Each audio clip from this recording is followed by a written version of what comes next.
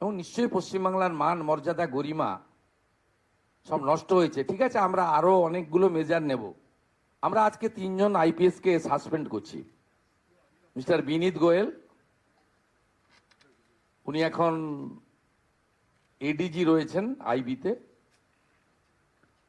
আর আরো 2জন আইপিএস, শ্রীমতী ইন্দিরা মুখার্জি এবং শ্রী অভিষেক গুপ্তা। এই 3জনকে আমরা আজকে সাসপেন্ড করলাম এবং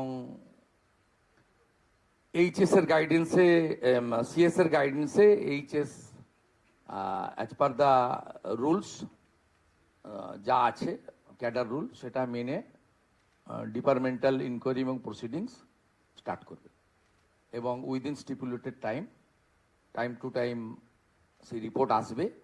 যেটা প্রেসকে বলার বলবো, যেটা ডিপার্টমেন্টাল অ্যাকশন নেওয়ার আমরা নেব। এবং যেটা আমাদের যেহেতু ইউনিয়ন